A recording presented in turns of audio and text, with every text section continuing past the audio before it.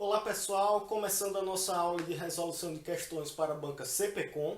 Se você tiver interesse em mais materiais como esse, pode conferir nosso Instagram, @concursosedfísica.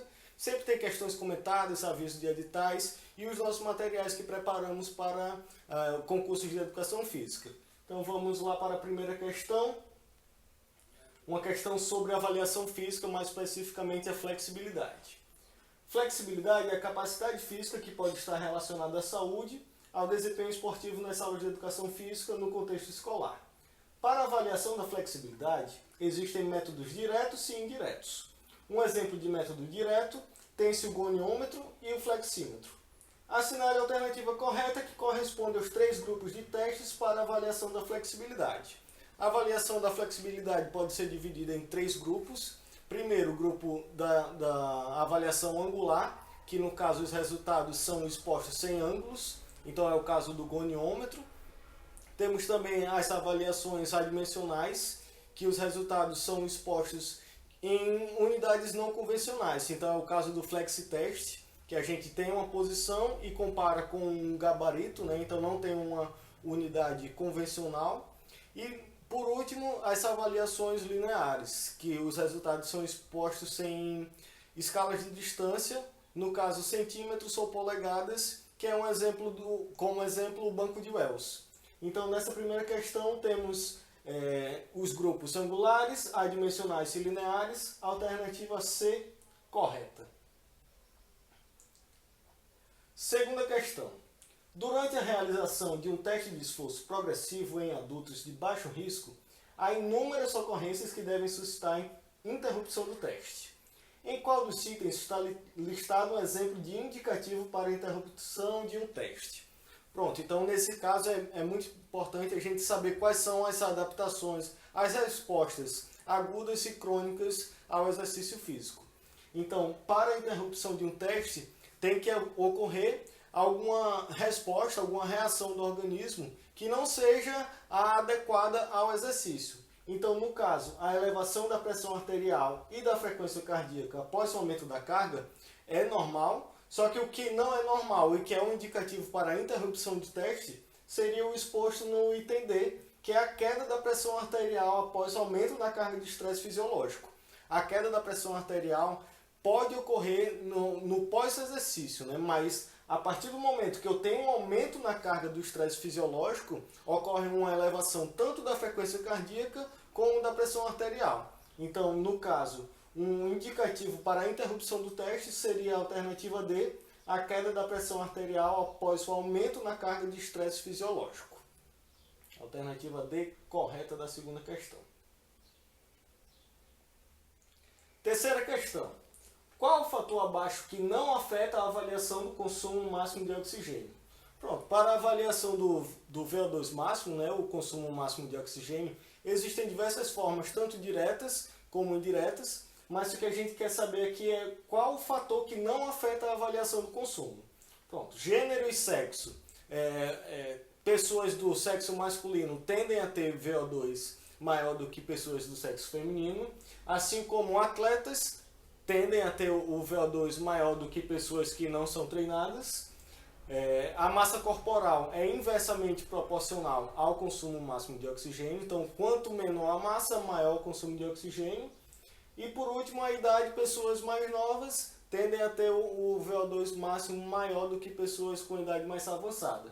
Então, resposta da terceira questão, alternativa B, estatura não possui relação com o cálculo do consumo máximo de oxigênio.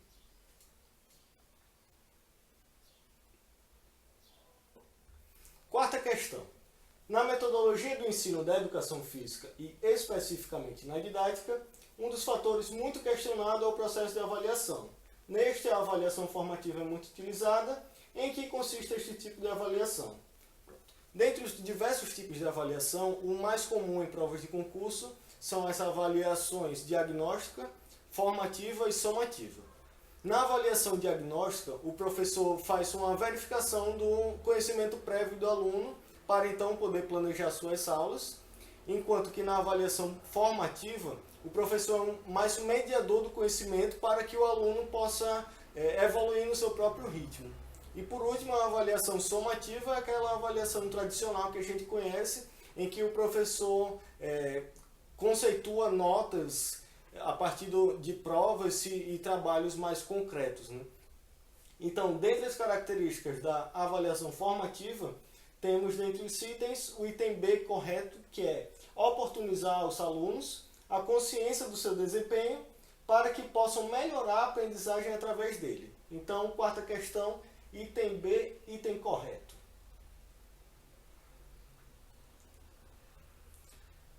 Quinta questão.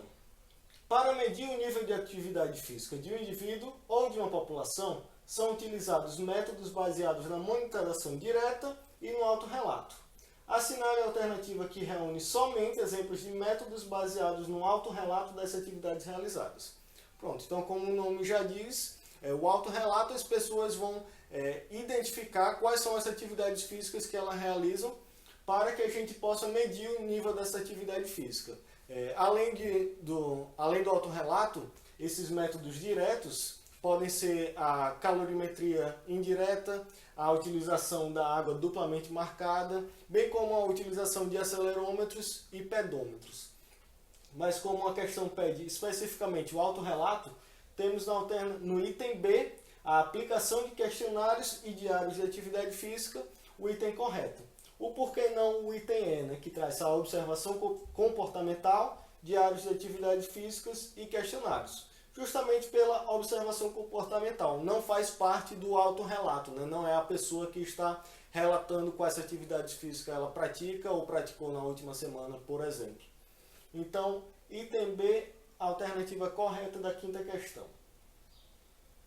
Tema muito cobrado nas bancas da CPCOM, essa questão da avaliação do nível de atividade física. Então é bom estar atento a esse tema.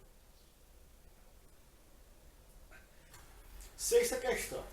O exercício e a prática da corrida, quando realizada a um nível ou ligeiramente acima do limiar de lactato, proporciona uma adaptação ao treinamento aeróbico efetivo com os níveis mais altos do exercício, produzindo os maiores benefícios, particularmente para os mais aptos. Com base nas informações supracitadas, marque a alternativa correta, que apresenta os fatores que afetam a resposta ao treinamento aeróbico. Nessa banca a gente tem que ter muito cuidado, porque muitas vezes o enunciado é um pouco confuso. Já é comum em algumas questões ter o enunciado um pouco confuso, mas também uma característica importante que eu notei foi que em diversas provas eles repetem algumas questões. Então, além de conferir aqui nossa aula, eu recomendo você verificar as provas passadas, né, realizar todas essas questões, porque é provável que na sua prova já tenha questões repetidas, né? Então é interessante fazer como exercício resolver as questões de provas passadas. Mas retornando à sexta questão, com base nas informações supracitadas, marque a alternativa correta, que apresenta os fatores que afetam a resposta ao treinamento aeróbico. Bom, a princípio a gente já pode destacar três pilares do treinamento esportivo, que seriam, no caso, a intensidade, a duração e a frequência do treinamento. A gente vai dar uma olhadinha nas alternativas e, além da intensidade, frequência e duração, a gente pode destacar o nível inicial de aptidão aeróbica, que é aquela máxima do treinamento esportivo que quanto mais treinado, menos treinável o indivíduo. Então, dentre os fatores que influenciam aí o treinamento aeróbico, podemos ter como alternativa correta o item D, que é o nível inicial de aptidão aeróbica, repetindo, quanto mais treinado, menos treinável o indivíduo. Então, se é um indivíduo que nunca praticou nada, a partir do momento que ele tiver um treinamento periodizado, com intensidade, frequência e duração adequadas ao seu nível de treinamento, ele vai evoluir muito mais rápido do que um atleta já consagrado mundialmente, por exemplo. Então, quanto mais treinado, menos treinável o indivíduo. Então, alternativa D, nível inicial de aptidão aeróbica, intensidade, frequência e duração do treinamento, alternativa correta. Sétima questão. Na musculação, bem como na área do treinamento, existem princípios que norteiam a prescrição para a saúde e desempenho, provenientes da prescrição do treinamento. e um destes refere-se ao fator de aumento da força muscular a partir de estímulos impostos ao sistema muscular. O fator que se ajusta a esse princípio é que quanto maior a carga de esforço próximo ao RM, maior o número de unidades motoras recrutadas para gerar força, ou seja, proporciona a graduação de força. Assinale a alternativa correta que contempla este princípio. Bom, no nosso primeiro e-book, a gente tem um capítulo específico sobre princípios de treinamento esportivo, e esse destacado na questão, que refere ao fator de aumento da força muscular a partir de estímulos impostos ao sistema muscular. Então, quanto maior a carga próxima ao RM, maior o número de unidades motoras recrutadas, faz referência justamente ao princípio da sobrecarga. Então, se você quiser ter acesso a um conteúdo mais específico sobre princípios de treinamento, recomendo dar uma olhada lá no capítulo do nosso primeiro e-book, especificamente sobre princípios de treinamento esportivo. Então, a alternativa B é a correta, né? O princípio da sobrecarga. Oitava questão. Quando algumas crianças na fase escolar têm dificuldades com o crescimento corporal, fazem uso do hormônio do crescimento, que é o GH. Efeitos colaterais geralmente não são observados nas crianças. Entretanto, quando ele é administrado em adultos, podem ocorrer alguns efeitos colaterais. Assinale a alternativa correta sobre tais efeitos. Bom, quando o GH é administrado em adultos, ele produz efeitos semelhantes ao do exercício físico praticado de forma regular. No entanto, dentre os efeitos colaterais estão a síndrome do túnel do carpo, a retenção de líquido, a hipertensão arterial, a hiperglicemia, dores nas articulações. Então, dentre essas alternativas aqui, a correta seria justamente o item D, que é a síndrome do túnel do carpo, um dos efeitos colaterais da administração do GH em adultos. Oitava questão, item D é o correto. Nona questão. Os PCNs nos mostram que as crianças, ao ingressarem na escola, já têm uma série de conhecimentos sobre movimento, corpo e cultura corporal, frutos de experiência pessoal, das vivências dentro do grupo social em que estão inseridas e das informações veiculadas pelos meios de comunicação. Assinale a alternativa correta sobre os objetivos da educação física para o primeiro ciclo.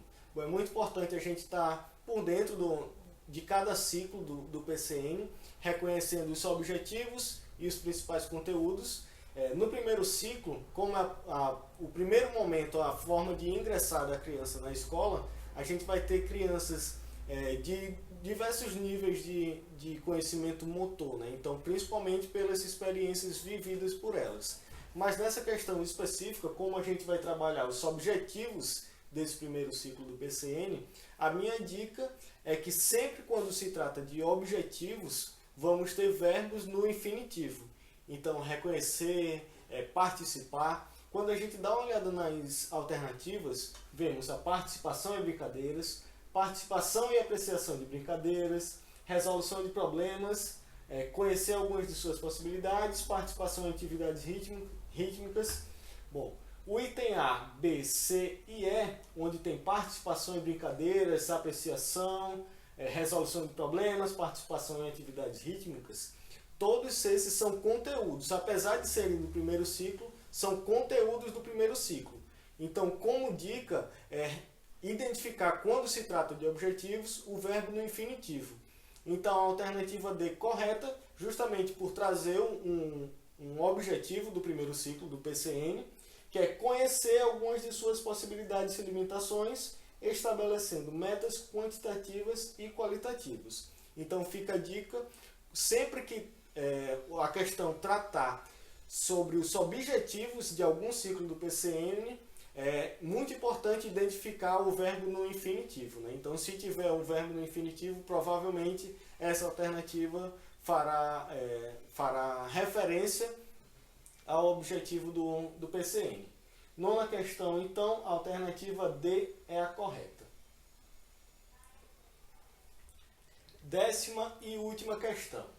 Desenvolvimento motor é um processo sequencial e contínuo relacionado à idade, pelo qual o comportamento motor se modifica ao longo da vida. Assinale a alternativa correta. Alternativa A. Maturação é caracterizada pelo aumento no tamanho ou na massa corporal. Na verdade, a maturação está relacionada ao processo de como a criança reage de forma adequada às situações impostas, né? Então não está relacionado nem à massa nem à estatura. Item B. O controle motor estuda os aspectos neurais, físicos e comportamentais do movimento. Perfeito, item B já é a nossa alternativa correta.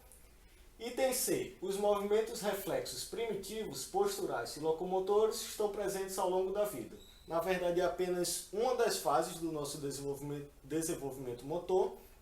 E, na verdade, desde o início da nossa vida, a partir do nosso nascimento, já dá-se início à fase de inibição de reflexos, né? Então, a alternativa C errada.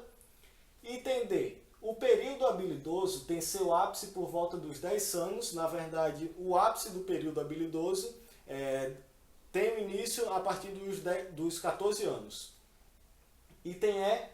Desenvolvimento motor não sofre influência da mielinização. Na verdade, a mielinização é muito importante para tanto o desenvolvimento como a aprendizagem motora, porque a partir do momento que os estímulos elétricos são mais eficientes, o desenvolvimento e o comportamento motor acaba sendo influenciado de forma benéfica, né? Então, item B, alternativa correta da 10ª questão. Finalizamos por hoje a nossa aula de resolução de questões sobre a banca CPCOM. Se você tiver interesse em mais materiais como esse, confere lá no nosso Instagram, @concursosedefísica. Muito obrigado e até a próxima.